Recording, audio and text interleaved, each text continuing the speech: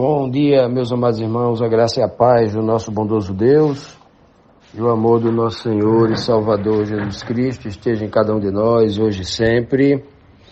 Chegamos hoje à sexta-feira, o nosso último dia da nossa lição desta semana, uma lição muito importante, falando sobre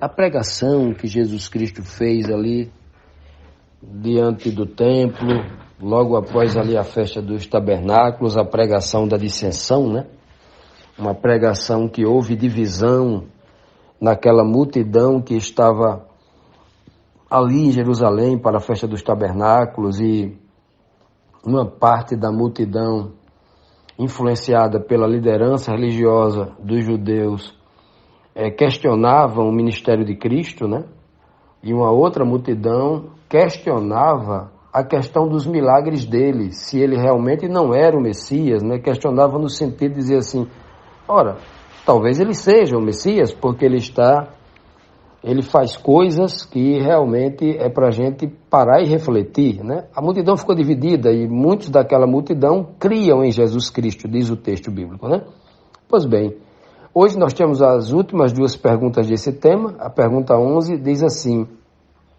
que oportunidade perdeu Nicodemos para testemunhar de Jesus? E por que há essa pergunta aqui no capítulo 7, versículos 50 e 51? Por quê? Porque na pergunta anterior, a cúpula da liderança dos judeus, eles fizeram uma pergunta, Será que vocês também foram enganados, igual esses soldados aí que a gente enviou para prender eles, e eles vieram com essa conversinha mole, dizendo aí que ninguém pregava como ele e tal, Por acaso alguém das autoridades aqui do meio dos fariseus creu nesse homem? Aí eles respondem, Não, porque essa ralé aí nada entende da lei e essa ralé é maldita, eles disseram, Pois bem, então, diante desta pergunta aí, que oportunidade perdeu Nicodemos, aquele que teve encontro com Cristo, Lá no capítulo 3, está no capítulo 7 já, ou seja, na ordem cronológica, algum tempo atrás, Nicodemos teve um encontro com Cristo, ficou muito impactado, viu a sabedoria de Deus nele, E agora Nicodemos poderia defender e dizer assim, olha, eu creio nele porque ele transformou água em vinho, eu sou testemunha dos, Eu fui lá e disse para ele que ninguém viria de Deus se não fizesse aqueles milagres, ele só poderia vir de Deus, eu já dei esse testemunho para diante dele. Olha só que oportunidade Nicodemos perdeu. O versículo 50 e 51 diz assim: Nicodemos, um deles, que antes tinha procurado Jesus, perguntou àquela liderança, A nossa lei condena alguém sem primeiro ouvi-lo para saber o que ele está fazendo? Ora, aqui nós podemos entender duas motivações para Nicodemos dizer essas palavras. A primeira motivação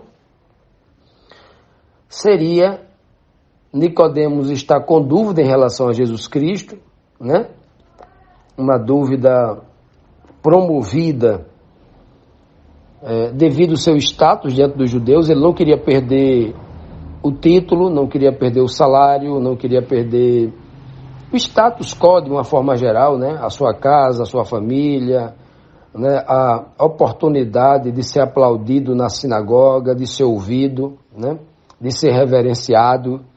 E isso para o ego do homem é um verdadeiro alçapão, uma verdadeira armadilha, E por isso Nicodemos estava tentando defender Jesus Cristo aqui, defender de um ataque covarde, de uma prisão injusta, de fazer uma injustiça muito grande com Jesus Cristo, porque ele sabia que Jesus Cristo era de paz. Não era homem que veio em busca de tomar lugar de sumo sacerdote, de tomar lugar de Herodes, de César, de ninguém. Cristo não cobiçava nada do que os homens cobiçam nesse mundo, nada. E Nicodemos sabia bem disso. Então Nicodemos estava até por um problema de consciência aqui, né? Não defendendo com a própria vida Jesus Cristo, com toda a justiça, não, né? Ou Nicodemos estava aqui, esse era o primeiro, né? Estava tentando, por uma crise de consciência, tentar trazer Jesus Cristo ali para um julgamento justo, né? E ele sabia quem era Jesus Cristo, mas não tinha coragem de dizer. E a segunda era aquele mesmo pensamento de que Pilatos tinha: vou lavar minhas mãos aqui, vou dizer pelo menos alguma coisa, porque eles vão prender Jesus de todo jeito, né?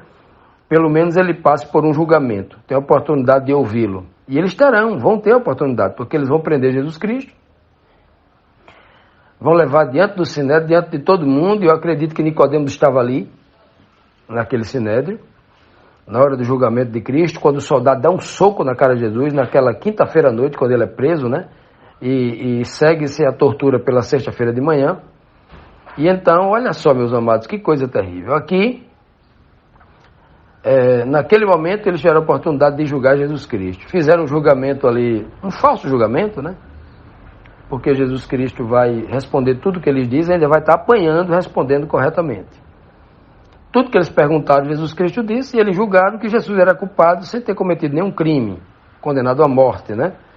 Vejam que terrível. Então aqui, se nós olharmos pelas duas óticas de Nicodemos, tanto numa vontade de fazer uma certa justiça, mas com covardia, tem medo de dizer na cara quem ele era, né? E apresentar toda a sua argumentação, e se tornar também uma vítima deles, né? Ou apenas dizer assim: eu vou, diante de Deus, eu vou lavar minhas mãos aqui, vou tentar dizer alguma coisa, mesmo que seja insuficiente, né? Sem deixar bem claro os interesses dele diante do povo, né? Diante da liderança. Qualquer uma das duas situações provam completamente aqui o testemunho de Nicodemos, que foi um homem covarde, um líder que não se converteu, como se converteu o apóstolo Paulo também, que era da seita dele, dos fariseus. Deu testemunho claro, de frente, como todos os homens que se converteram deram um testemunho claro. Nicodemos foi um covarde. Nicodemos preferiu as benesses do posto, da posição que ele possuía no meio dos fariseus, no meio da liderança religiosa. Se acovardou. Ele teve um encontro com o Salvador e não quis a salvação. Bom, meus amados, vamos agora para a 12ª pergunta, a última pergunta da lição desta semana, pergunta 12, que nos traz aqui, na sequência do raciocínio anterior, a seguinte pergunta: que resposta teve o fraco Nicodemos? O que eles, a liderança religiosa dos judeus, a liderança, né, composta ali pelos fariseus, o que eles estavam priorizando? O que eles priorizavam de fato, né? Então vejamos a resposta que eles deram a Nicodemos. Eles responderam a Nicodemos: Nicodemos, você também é da Galileia? Verifique, Nicodemos, e descobrirá que da Galileia não surge profeta. Vejam a forma como eles lidavam com outros líderes do seu naipe. Existe na Bíblia alguma passagem, alguma recomendação da parte do Senhor? Tem contra Tiro e Sidom, tem contra outras cidades, né? Mas existe alguma passagem na Bíblia impeditiva, ou até com uma certa linguagem pejorativa, justamente colocada pelo Senhor contra a região da Galileia? Existia alguma coisa, um claro assim diz o Senhor nas Escrituras, afirmando que jamais da Galileia viria um profeta e muito menos um Messias? Não. Existe nas Escrituras Sagradas tanto vindo do norte, da região da Galileia, vindo do norte para o sul, né, estava Jerusalém, tanto está previsto na profecia que viria tanto destruidores para castigar o povo, com a permissão de Deus, né? Tanto viria do norte aquele que iria assolar Jerusalém para lhe dar o castigo pela sua desobediência e idolatria, como também viria do norte aqueles que iriam, de certa forma, salvar Jerusalém da escravidão desses poderes que estavam oprimindo. Um exemplo de que o Senhor usou uma força pagã para tirar o povo de Jerusalém de uma escravidão era quando os babilônicos escravizavam o povo de Jerusalém lá em Babilônia. O Senhor usar um pagão chamado Ciro, né, na união ali dos médios e dos persas, né, lá os assírios daquela região do norte, né, e para libertar o povo ali. Então o que existe é isso. Agora, aí vem um monte de filósofos diz assim: você já examinou nas escrituras e percebe que das escrituras todos os profetas que foram enviados, eles não são dessa região, ou é de Jerusalém, ou no máximo da região de Samaria? Porque não vem ninguém daquela região da Galileia, nunca houve um profeta de lá. E por que não houve um profeta? Nunca Deus faz acepção de pessoas? Será que ele não lê na escritura dele que o Senhor não faz acepção de pessoas? Muito menos de lugares. Deus, então a religiosidade havia escravizado tanto a mente deles, que eles achavam que Jerusalém já era o próprio céu. Eles adoravam a cidade de Jerusalém, por isso que eles eram idólatras no fundo da alma, porque eles idolatravam tudo. Idolatravam Jerusalém, como tem gente hoje idolatrando a placa da sua igreja. Tem gente com a mente completamente afetada por esse veneno, por esse engodo, por esse fermento, né, da religiosidade, que eles inventam até um estudo dizendo assim: nós somos a igreja verdadeira e somos exclusivos, nós somos como a Arca de Noé. Se não entrar na gente ninguém, você tem que entrar nesta igreja primeiro. Mesmo que você confesse a nossa fé e viva a nossa fé de fato e de verdade, mas se você não tiver um certificado de batismo nosso, se você não confessar que pertence a essa igreja e que essa igreja é a igreja verdadeira, você não vai para o céu. Tem gente acreditando nisso, olha que absurdo. Ou seja, a mesma dominação da igreja medieval. Esse era o espírito daquela igreja. Porque uma coisa é você examinar o que esse povo está dizendo aqui na letra morta. Você também é da Galileia? Verifique, você vai descobrir que da Galileia nunca surgiu nenhum profeta. Uma coisa é você examinar a letra morta. Outra coisa é você entender o espírito que estava neles. Onde é que eles queriam chegar com isso? Não é isso? Por isso que Paulo disse que as coisas espirituais só podem ser discernidas espiritualmente. Onde é que esses homens queriam chegar? Por que é que eles estão chegando a essa conclusão? Porque eles estão apegados a Jerusalém, aos ritos do santuário, às roupas bonitas dos sacerdotes, né? Eles estavam convencidos, enganados pelo diabo, obviamente, né? Convencidos de que tudo aquilo, aquele ritual, embora que vazio, que não era o espiritual, que eles não faziam aquilo de consciência, direto do espírito, era só uma cerimônia exterior para provocar a admiração das pessoas, né? Aquela cerimônia, tudo aquilo, Deus estava se agradando demais dele. Aquilo ali, Deus deu um poder para ele, um poder que os faria representante de Deus para sempre, mesmo eles vivendo pecando. Eles achavam que estavam agradando a Deus, fazendo tudo aquilo de errado. E o tempo todo o Senhor enviando dezenas de profetas, mostrando para eles que estavam errados. Qual foi o profeta que foi enviado a partir de Isaías, né? De Isaías até Malaquias? Qual foi o profeta que foi enviado que não repreendeu Jerusalém? Qual foi o profeta que foi enviado que não denunciou todos os pecados de Jerusalém, de Samaria, do reino do sul e do reino do norte, das 12 tribos de Israel? Qual foi um que foi elogiar? Qual foi o profeta desse que foi enviado para dizer assim: muito bem, vocês estão me agradando? Muito bem, nenhum. Todos eles vieram com sentença.